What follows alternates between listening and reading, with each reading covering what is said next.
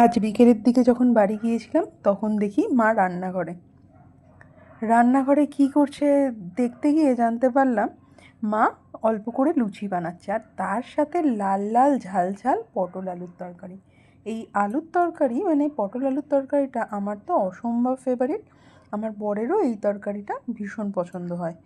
আর কিছু কিছু স্পেশাল তরকারি আছে যেটার সাথে কিন্তু আমার লুচি ভীষণ পছন্দের, যেমন এই পটল আলু, আর তার সাথে কুমড়োর ছক্কা, ফুলকপির তরকারি, এই ধরনের তরকারিগুলো দিয়ে আমার লুচি কিন্তু ভীষণ পছন্দ হয়।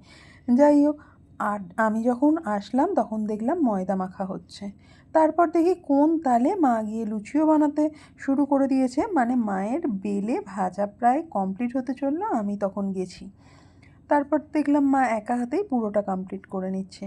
এই মায়ের না কাউকে লাগে না, কেউ হেল্প করতে গেলে মানে আমি যদি হেল্প করতে যাই মায়ের মনে হয় আমি যেন কাজটা বাড়িয়েই দেবো, তাই মা পুরো কাজটা একা করতে ভালোবাসে। আর এটা কিন্তু আমাদের ডিনারের জন্য যাবে এবং তার সাথে টিফিনও আমরা চাইলে করতে পারি। তখন তো দেখিয়েছিলাম মা তরকারি বানিয়েছিল, পটল আলুর তরকারি, আমি আবার এসে গরম করে নিলাম। আর তার সাথে লুচি, যেগুলো ছিল ফুলকো ফুলকো সেগুলো এখন চুপসে গেছে লুচি। চলো আমি একটু বেড়ে নিই, আমি খেয়ে নেব, কারণ আমার বরের আসতে দেরি আছে, তো ভাবলাম আমি খেয়ে নিই। প্রচণ্ড জোর খিদেও পেয়ে গেছে।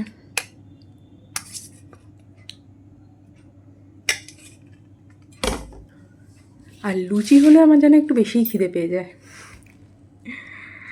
আর তার সাথে মায়ের বানানো একটু গাজরের হালুয়া রয়ে গেছে, অসম্ভব টেস্টি বানিয়েছে।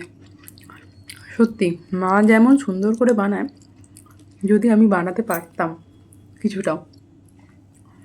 যাই হোক, আপাতত মায়ের বানানো রান্না খাওয়া দাওয়া করা যাক। আমার বাড়ি ফিরে আর কিছু রান্না করতে হলো না, বাড়িতে গেলে মা এরকম রান্না করে পাঠিয়ে দেয়। চলো খাওয়াটা খেয়ে নিই। আর আমার বর তো লুচি খাবে না, তার জন্য ভাত গরম হবে। চলো আপাতত খেয়ে নেওয়া যাক।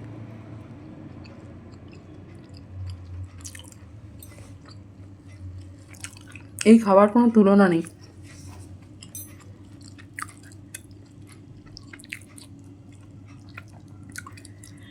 চলো আপাতত আমি খেয়ে নিই, আবার পরে দেখা হবে।